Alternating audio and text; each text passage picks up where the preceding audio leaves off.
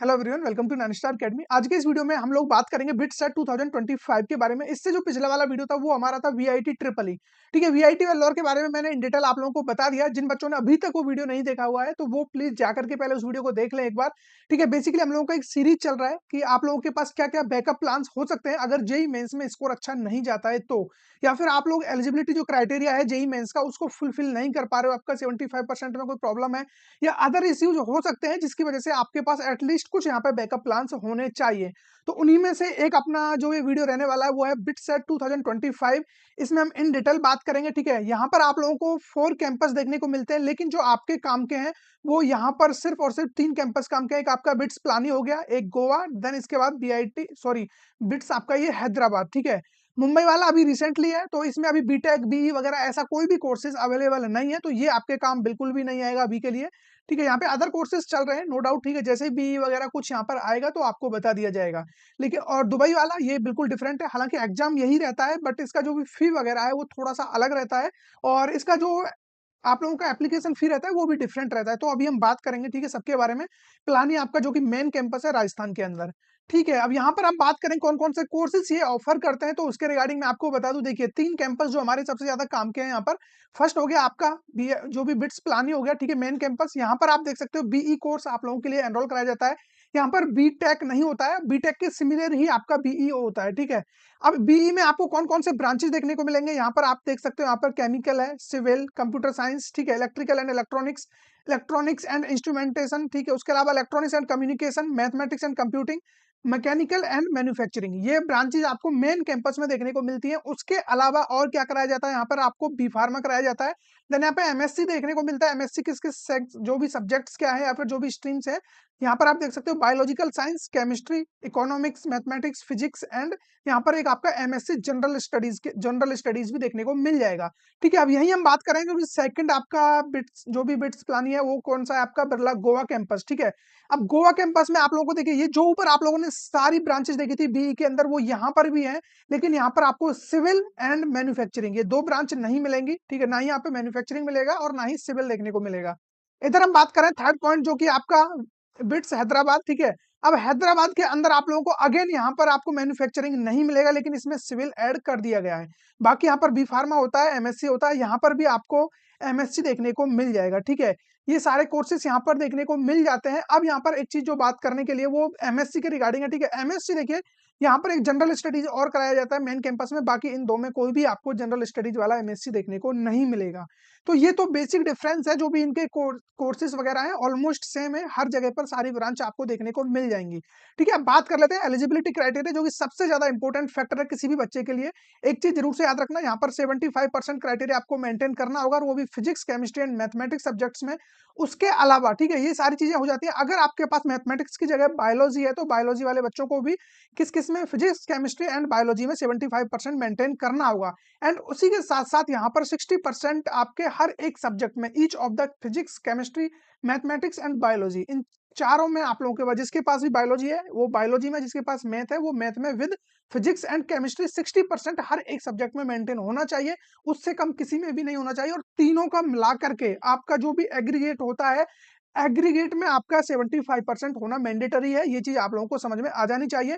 Eligibility criteria थोड़ा strict है, इस बात को मैं मान रहा हूँ। ठीक है, क्योंकि 75% आपका जेई मेन में भी मांगा जाता है, हर जगह मांगा जा रहा है, चाहे आपका आईआईटी हो, एनआईटी हो, ट्रिपल आईटी हो, तो यहाँ पर भी वो एज इट इज मेंटेन है, कोई दिक्कत नहीं है। ठीक है, अब यहाँ पे एक चीज और देख सकते हो आप, only students who are appear for 12th examination 2025, जो इस साल 2025 अभी आने वाला जस्ट 12th का एग्जाम देंगे, या फिर जिन्होंने 2024 में अपना 12th करा हुआ है। ठीक है, जिन्होंने 2024 में 12th किया है, सिर्फ यही बच्चे यहाँ पर पार्टिसिपेट कर सकते हैं। ओवरऑल कहने का मतलब ये है, ओनली सिंगल ड्रॉपर बच्चा ही इसके लिए एलिजिबल है, डबल ड्रॉपर बच्चा बिट्स के लिए एलिजिबल नहीं है। ठीक है, यहाँ पे डायरेक्ट एडमिशन भी होता है जो बोर्ड टॉपर्स होते हैं। अब बोर्ड टॉपर में आप लोगों का जो भी, किसी भी आप स्टेट के बोर्ड टॉपर हो, ठीक है, बोर्ड में जो भी टॉप किया है बच्चा, फर्स्ट रैंक जो लेके आ रहा है, उसको डायरेक्ट एडमिशन किसी भी ब्रांच में, किसी भी कैंपस में वो बच्चा जा सकता है, कोई इश्यू नहीं है। ठीक है, ये चीज आप लोगों के लिए बहुत ज्यादा यहाँ पर बेनिफिट देती है अगर आपने टॉप किया है। लेकिन ऐसा रहता है कि जो बच्चा टॉप कर रहा है तो वो मैक्सिमम चांसेस है कि वो कहीं ना कहीं और भी जेई मेंस वगैरह में भी अच्छा कर जाता है, क्योंकि वहां पर भी वही 12th का सिलेबस आ रहा होता है, 11th 12th का, इधर भी 11th 12th का ही सिलेबस एज इट इज आने वाला है। जबकि ये है कि इसका थोड़ा सा जो भी इसका जो सिलेबस है और जो इसका यानी कि आप लोगों को फॉर्मेट दिखेगा, लेवल है जो, वो काफ़ी ईज़ी है रादर देन जेईई मेंस, ठीक है? इसके अलावा हम बात कर लेते हैं यहाँ पर जो भी आप लोगों के टेस्ट एंड फॉर्मेट रहने वाला है, ठीक है? इसमें अब क्या-क्या चीज़ें आप लोगों को देखनी होंगी। सबसे पहले हम बात कर लेते हैं सब्जेक्ट्स कौन-कौन से रहते हैं, जैसे कि मैंने आपको बता दिया है फिजिक्स, केमिस्ट्री, ठीक है? उसके अलावा आप लोगों का इंग्लिश प्रोफिशिएंसी के लिए रहेगा, लॉजिकल रीजनिंग रहेगा, मैथमेटिक्स या फिर बायोलॉजी में से कोई एक सब्जेक्ट आपको रखना होगा। नंबर ऑफ क्वेश्चंस बात करें फिजिक्स में 30 क्वेश्चन, केमिस्ट्री में 30 क्वेश्चंस, इंग्लिश में आपको 10 क्वेश्चन देखने को मिलेंगे, लॉजिकल रीजनिंग में 20 क्वेश्चंस देखने को मिलेंगे, देन आपके पास मैथ या बायोलॉजी जो भी है उसमें आपको 40 क्वेश्चंस देखने को मिल रहे होंगे। टोटल आपके लिए यहाँ पे 130 क्वेश्चंस देखने को मिलते हैं बिट्स के अंदर। जो भी इनका एग्जाम होता है बिट्स 2025 में यदि हम बात करें 130 क्वेश्चंस होंगे। यहाँ पर बात करें नेगेटिव मार्किंग की, बिल्कुल नेगेटिव मार्किंग यहाँ पर होती है। करेक्ट आंसर आप करते हो तो +3 मार्क्स मिलता है और रॉन्ग जाने पर आपका -1 हो जाता है। यानी कि 1/3 इसका नेगेटिव मार्किंग है, ठीक है? और भी उससे भी ज्यादा स्ट्रिक्ट है। जेईई मेंस में आपका 1/4 होता है, यहाँ पर ये 1/3 है। ठीक है, सही करोगे 3 मार्क्स मिलेगा, गलत करोगे आपका वो तो गया ही और 1 मार्क्स आपका कट कर लिया जाएगा। देन बात करें टाइमिंग की, जेईई मेंस की तरह अगेन यहाँ पे 3 आवर्स आपको देखने को मिल जाएंगे, लेकिन हमें हम बात करें बोनस क्वेश्चन 12 ये क्या है? देखिए, अगर जो विद इन टाइम आप 3 आवर्स के अंडर अंडर, ठीक है, अपना सारे क्वेश्चंस कर लेते हो, 130 क्वेश्चन आप लोगों ने विद इन 3 आवर्स में कर लिए, तो फिर आपके पास वहां पर एक और विंडो ओपन होती है। वहां पे ऑप्शन आता है कि आप लोग नेक्स्ट जो भी एक सेक्शन है उसको ओपन करना चाहते हो या नहीं। तो वहां पे आप लोगों को 12 क्वेश्चन देखने को मिलते हैं। अगर आप इसको ओपन करना चाहते हो तो जो आपके 130 क्वेश्चन है प्रीवियस वाले वो लॉक कर दिए जाते हैं और नेक्स्ट सेशन आपके सामने आ जाएगा। इसमें भी आपका ईच क्वेश्चन 3 मार्क्स का होगा और यदि गलत करते हो तो -1 आपका डिडक्ट कर लिया जाएगा। ठीक है, ये बोनस क्वेश्चंस होते हैं। अब ओवरऑल आपका सपोज करिए ये 130 का आपका क्वेश्चंस है टोटल और एक क्वेश्चन आपका 3 मार्क्स का है। तो यहाँ पर 13 इंटू 3 390 मार्क्स का टोटल आपका क्वेश्चन बनता है, ठीक है? जो भी आपका क्वेश्चन पेपर है, इधर आप मान के आपको यहाँ पे 12 क्वेश्चंस और एक्स्ट्रा मिल रहे हैं, तो 36 और यहाँ पर आप ऐड कर सकते हो। तो आउट ऑफ दिस में से आपको जो भी मार्क्स लेकर आने होंगे, जो बच्चा पहले टाइम से पहले अपनी क्वेश्चंस कर लेता है, तो उसको 12 क्वेश्चंस और यहाँ पर एक्स्ट्रा देखने को मिल जाते हैं और जो आपका कट ऑफ वगैरह सब कुछ रहेगा, वो आउट ऑफ 390 ही कंसिडर किया जाएगा, ठीक है? और वो आपको एज ए बोनस जो भी मार्क्स वगैरह यहाँ पर जुड़ जाएंगे, जो भी आप एक्स्ट्रा क्वेश्चंस यहाँ पर अटेम्प्ट करते हो, लेकिन उनमें भी नेगेटिव मार्किंग रहेगा। ये चीज थोड़ा आप लोग समझ लेना, ठीक है? आई थिंक आपको ये सारी चीजें समझ में आ गई होंगी। अब बात कर लेते हैं इंपॉर्टेंट डेट्स एंड डेडलाइंस जो भी इसकी रहने वाली हैं। डेट्स वगैरह सब कुछ आपको मैं बता देता हूँ। जो भी एप्लीकेशन स्टार्ट हो जाएगा आपका ऑलमोस्ट 10 टू 14 जनवरी से आपका एप्लीकेशन स्टार्ट हो जाएगा, ठीक है? जनवरी के सेकंड वीक से आप यहाँ पर रजिस्ट्रेशन कर सकते हो। देन हम बात करें यहाँ पर session first and second both की जो लास्ट डेट रहेगी आपकी 11 अप्रैल। उसके अलावा यहाँ पर हम बात करें फाइनली आप लोगों का जो भी test reserve test and date, जो भी आप लोगों का टेस्ट डेट एंड स्लॉट रहेगा 6 टू 10 मई, ठीक है? उसके अलावा हम बात करें जो भी एडमिट कार्ड वगैरह 15 मई को देखने को मिल जाएगा। ओवरऑल जो फर्स्ट सेशन का एग्जाम होगा 19 टू 24 मई 2025 में आपका फर्स्ट सेशन का एग्जाम हो रहा होगा। देन हम बात करें सेकंड सेशन की, यहाँ पर 2 सेशन होते हैं, ठीक है? अब दोनों में से सेम जेईई मेंस की तरह है। आप चाहो तो एक को दे सकते हो, आप चाहो दोनों को दे सकते हो, ठीक है? आपकी चॉइस है। आप चाहो फर्स्ट वाले को दो या सेकंड को दो, आप चाहो तो फर्स्ट को दो, सेकंड को मत दो, आप चाहो तो इसको मत दीजिए, इसको दे दीजिए, कोई इश्यू नहीं है। आप जिस भी अटेम्प्ट को देना चाहो उसको दे सकते हो। जो भी आपका बेस्ट स्कोर होगा वो कंसीडर यहाँ पे किया जा रहा होगा, सेम जेईई मेंस की तरह, ठीक है? जो सेकंड एग्जाम होगा आपका वो 22 टू 26 जून में देखने को मिल जाएगा। ये सारी डेट्स एंड टाइम्स है। अगर इनमें थोड़ा भी चेंजेस होता है तो टाइमली मैं आपको फिर से यहाँ पर बता दूंगा। अभी के लिए जो भी डेटा मैं आपको बता रहा हूँ, इसी के अकॉर्डिंग आपको अपना जो भी सिस्टमेटिक वे है उसको कंसिडर करना होगा। देन हम बात करें यहाँ पे कुछ स्कॉलरशिप भी आप लोगों के लिए प्रोवाइड कराया जाता है। स्कॉलरशिप में क्या है, टॉप 1% जो स्टूडेंट्स होते हैं उनको 100% स्कॉलरशिप यहाँ पर दिया जाता है, ठीक है? जो भी टॉप 1% में आ रहे होते हैं। अब यहाँ पे जितनी भी सीट्स हैं, सपोज करिए अगर जो यहाँ पे 400 500 600 जो भी जितनी भी सीट हैं, टोटल सीट में से आप निकाल लीजिए जो भी 1% का इसका जो भी 1% आएगा, यहाँ पर वो 100% स्कॉलरशिप उन बच्चों को दिया जा रहा होगा। टॉप 2% बच्चों की हम बात करें तो यहाँ पर जो 40% स्कॉलरशिप बच्चे को दिया जा रहा होता है, ठीक है? और जितना मुझे पता है, आई थिंक यहाँ पर लगभग 3 से 4 हजार सीट्स टोटल होती हैं। इधर हम बात करें टॉप 3% में जो भी स्टूडेंट आ रहा है 80% उसको दिया जाता है। लेकिन यहाँ पे आप देख सकते हो under institutes on merit come need awarded scheme, ठीक है? ये जो भी मेरिट वगैरह लगती है इंस्टीट्यूट्स के अंदर, वो उसके अकॉर्डिंगली स्कॉलरशिप है। यहाँ पे हम बात करें द नेक्स्ट टॉप 60% 6% स्टूडेंट को 40%, टॉप 12% जो नेक्स्ट 12% होंगे 25%, 6% को 15% यहाँ पर ट्यूशन फी इनका जो भी है वो माफ कर दिया जाता है। अब यहाँ पे ट्विस्ट है एक छोटा-सा, ऐसा नहीं है कि आपका पूरा ये 4 ईयर का सारा माफ कर दिया जाएगा, ऐसा बिल्कुल नहीं है। ये ओनली आपका फर्स्ट सेमेस्टर के लिए बोला हुआ है। यहाँ पर आप देख सकते हो there will be no waiver of admission fee, जबकि ये एडमिशन फी में आपको कोई भी राहत यहाँ पर नहीं मिलेगी। ये सिर्फ और सिर्फ ट्यूशन फी के लिए है और उसमें भी कंडीशन देख सकते हो, all awards are made for 1 semester only, ठीक है? Only and they are continuous in the subsequent semesters, ठीक है? will depend on the candidate's performance in the institute and his her needs। अब यहाँ पर फिर देखा जाएगा कि बाद में आपकी परफॉर्मेंस क्या है, आपको कितना नीड है, उसके अकॉर्डिंगली फिर आपको फी वेवियर यहाँ पर दिया जाएगा। ये ऐसा नहीं है कि जो आपको फर्स्ट ईयर में दे दिया गया, फर्स्ट सेमेस्टर में दे दिया, वो कंटिन्यूअसली चलेगा, ऐसा बिल्कुल नहीं है, ठीक है? आई थिंक अभी तक आपको सारी चीजें यहाँ पर समझ में आ रही होंगी। जैसे जैसे ये वीडियो आगे बढ़ता जाएगा और आपकी बाकी चीजें क्लियर होती हुई यहाँ पर चली जाएंगी। ये कुछ इनके कॉन्टैक्ट इन्फॉर्मेशन है। अगर आपको लगता है आप सच में इंटरेस्टेड हो, इस वीडियो को देखने के बाद आपको लगता है 1% भी हाँ ये आपके लिए वर्थ इट है और आप इसको एज ए बैकअप में रखना चाह रहे हो, तो फिर आपके लिए कुछ कॉन्टैक्ट डिटेल्स है, यहाँ पे आप मेल कर सकते हो या फिर डायरेक्ट कॉल करके भी पता लगा सकते हो कि आपकी जो भी क्वेरीज हैं। लाइक हो सकता है कि इस वीडियो से सारी चीजें आपकी क्लियर ना हो पाए, तो उसके लिए मैं आपको एज ए रेफरेंस के लिए कॉन्टैक्ट डिटेल्स यहाँ पर प्रोवाइड कर देता हूँ। ये कुछ इनके फोटोज मैंने लिए हुए हैं। कैंपस काफी अच्छा है, आपको मजा आ जाएगा, लाइफ स्टाइल एकदम तगड़ा है, ठीक है? आपको लगेगा कि लाइक आप किसी भी मतलब इंडिया में तो पढ़ ही नहीं रहे, किसी भी अदर लाइक अमेरिका जैसे सिटीज में आप लोग बड़े-बड़े यूनिवर्सिटी और कैम्ब्रिज वगैरह में इस तरीके के इंस्टीट्यूट में आप लोग पढ़ रहे हो, उस तरीके की फीलिंग्स आपको आने वाली है नो डाउट। लेकिन इसके पीछे आप लोग कुछ ना कुछ तो बैकएंड में दे रहे होते हैं, ठीक है? एग्जाम के अलावा भी बहुत कुछ आपको यहाँ पर पे करना होता है, उसके रिगार्डिंग जस्ट अभी हम बात करेंगे, ठीक है? अब हो सकता है कि अभी तक आपको इसका सब कुछ सही लग रहा हो, लेकिन आने वाले टाइम में हो सकता है कि 1% आपको कुछ ना कुछ चीजें यहाँ पे प्रॉब्लमेटिक लगें। अभी तक सब कुछ ओके है, कोई इश्यू नहीं है, ठीक है? हम बात करें एप्लीकेशन एंड एकेडमिक फी, यहीं से आप लोगों का दुख, दर्द, पीड़ा सब कुछ स्टार्ट होने वाला है, ठीक है? अब यहाँ पर देखिए, अगर हम बात करें एप्लीकेशन फी की ही हम बात करें, जो बच्चा दोनों एग्जाम देना चाहता है, ठीक है? दोनों इसके 2 सेशन होते हैं, दोनों सेशन को जो बच्चा एग्जाम देना चाहता है, अगर वो मेल कैंडिडेट है तो 5400 रुपीज़, 5400 रुपीज़ उस बच्चे को पे करना रहेगा, अगर वो मेल कैंडिडेट है। फीमेल कैंडिडेट है 4400 100 रुपीज़, ठीक है? 4400 रुपीज़ उस बच्ची को पे करना रहेगा जो भी फीमेल कैंडिडेट है, 1000 का डिफरेंस यहाँ पर किया गया है। इन केस आप चाहते हो कि नहीं मेरे को एक ही एग्जाम देना है, तो जितने भी मेल कैंडिडेट है 3400 रुपीज़, फीमेल कैंडिडेट को 2900 रुपीज़ यहाँ पर पे करना होगा ओनली 1 सेशन के लिए। एक बच्चा है जिसने 1 सेशन कर लिया और उसको बाद में रियलाइज़ हो रहा है कि नहीं यार स्कोर अच्छा नहीं है, मुझे फिर से दूसरा भी देना चाहिए, तो उसको एक्स्ट्रा, अगर मेल कैंडिडेट है तो 2000 रुपीज़ पे करना रहेगा, फीमेल कैंडिडेट है तो 1500 रुपीज़ यहाँ पर अगेन पे करना रहेगा दूसरे जो भी सेशन है उसका एग्जाम देने के लिए, ठीक है? अब बात कर लेते हैं यहाँ पर जो भी आप लोगों के लिए फी यहाँ पर रहने वाला है। ये है आप लोगों का एकेडमिक फी और सेमेस्टर वाइज आपको पे करना रहता है। सबसे पहला दुख दर्द आपका यहाँ से स्टार्ट हो जाता है, 57,000 रुपीज़ आपका एडमिशन फी यहाँ पर लगने वाला है। फिर चाहे आप लोग पिलानी कैंपस में लो, गोवा कैंपस में लो, हैदरा कैंपस में लो, हैदराबाद कैंपस, ठीक है? तीनों में सिमिलर आपका अमाउंट रहने वाला है। बात करें फर्स्ट सेमेस्टर की, 2,59,500 रुपीज़ आपका 1 सेमेस्टर का फी यहाँ पर रहने वाला है। फीस को देख करके आप लोगों को लाइक लग रहा होगा कि ये कॉलेज बिल्कुल भी वर्थ इट नहीं है, ठीक है? लेकिन इस जो भी ये पॉइंट है इस पे हम बाद में पहुँचेंगे, पहले एक बार डिस्कस कर लेते हैं, ये दुःख कब तक हम लोगों का चलता है।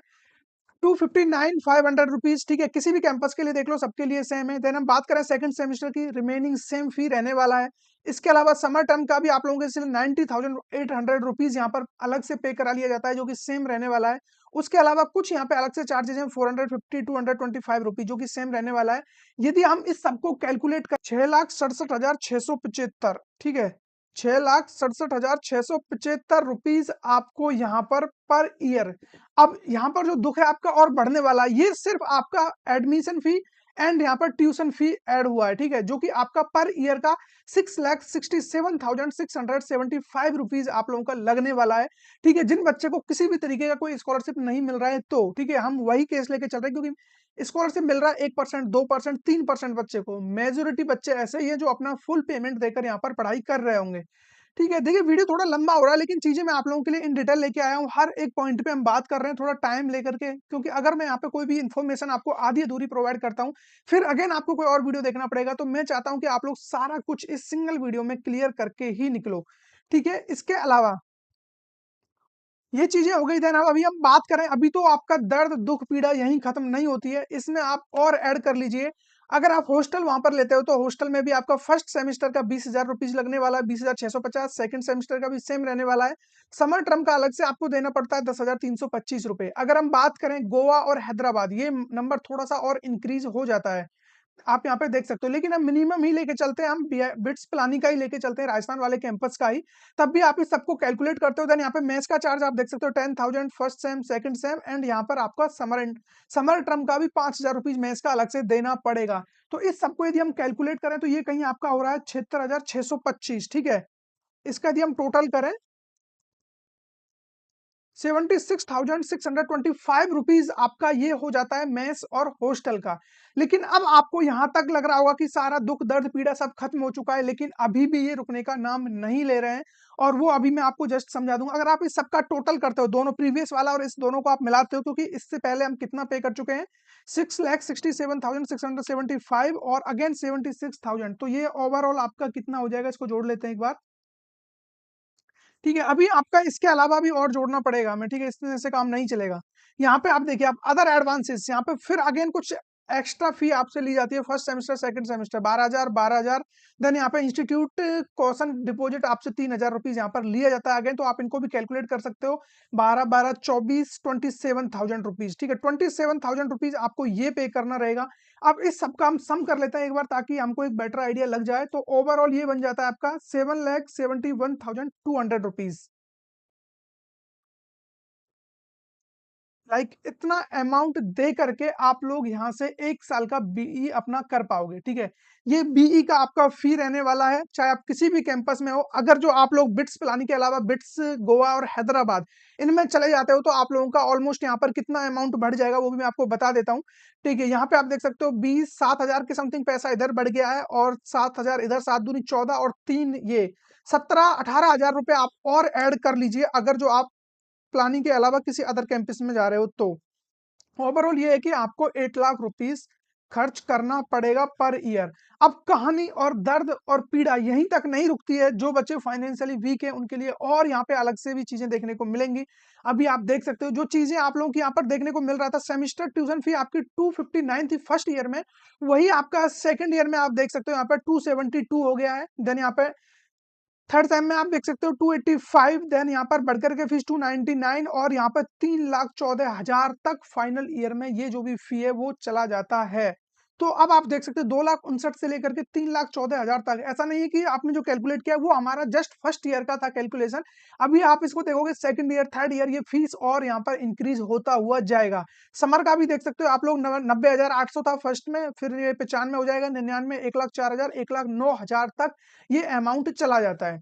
अब ये बात सब समझ में आती है, ठीक है भाई, सब कुछ अच्छा है, इनका इंफ्रास्ट्रक्चर देख लिया, सब देख लिया, इनका जो भी प्रोसेस है वो हमने देख लिया, क्वेश्चन पेपर का पैटर्न देख लिया, सिलेबस वगैरह क्या, सिलेबस वगैरह के बारे में भी जस्ट मैं आपको बता दूंगा। लेकिन इतना सब कुछ देने के बाद हमें मिलेगा क्या, ये सबसे इंपॉर्टेंट है। ठीक है, यहाँ का प्लेसमेंट क्या है वो सबसे ज्यादा मैटर करेगा। ये इतना अमाउंट तो हम दे रहे हैं नो डाउट, लेकिन यहाँ से हमें मिलेगा क्या वो इंपॉर्टेंट है। तो प्लेसमेंट आप यहाँ पे देख सकते हो, हाईएस्ट पैकेज की हम बात करें प्रीवियस ईयर की, तो वो तो आपका 60 lakh per annum, then average यहाँ पर 30 लाख पर एनम। तो प्लेसमेंट तो आप कह सकते हो बिल्कुल ओके है, कोई इश्यू नहीं है। ठीक है, आप लोग ऑलमोस्ट 3 ईयर में आप अपना पूरा पैसा जितना भी आप लोग, सॉरी मतलब जितना भी आप पैसा लगा रहे हो 1 ईयर में, अगर आप एवरेज भी पकड़ के चलते हो तो 1 साल में आपका सारा कुछ यहाँ पर निपट जाना है। ठीक है, आपका 8 के समथिंग पड़ रहा है, 8 चौका 32 लाख रुपए, ठीक है, 32 लाख यहाँ पर आपका लग रहा है टोटल अमाउंट। 30 से 32 लाख रुपए आपका खर्च हो रहा है इस यहाँ से बीई करने में, लेकिन एवरेज प्लेसमेंट भी आप देख सकते हो 30 का आपको देखने को मिल रहा है। तो आप यहाँ पर प्लेसमेंट को देख करके ये काफी चीजें यहाँ पर लगती है कि हाँ ये वर्थ इट है। लेकिन जिस बच्चे की फाइनेंशियल कंडीशन बिल्कुल कमजोर है, तो वो बिल्कुल भी इसको अफोर्ड नहीं कर पाएगा। मैं ये नहीं कह सकता कि अफोर्डेबल है, लेकिन हाँ जिसके पास कैपेबिलिटी है, जो लाइक जिसके पास पैसा है और जो सच में पढ़ना चाहता है, तो उसके लिए ये बिल्कुल से वर्थ इट है, कोई इश्यू नहीं है। ठीक है, लाइक जिस बच्चे के पास सब कुछ होते हैं वो भी फिर वो बाद में ना तो जेईई मेंस में अच्छा कर पा रहा है और ना ही कुछ और उससे अच्छा हो पा रहा है, और बाद में प्राइवेट कॉलेज के नाम पर वहां पर 4 साल अपने दे रहा है। ठीक है, पैसे से ज्यादा वहां पर टाइम की वैल्यू हो जाती है, और वो टाइम आपका जो जा रहा है।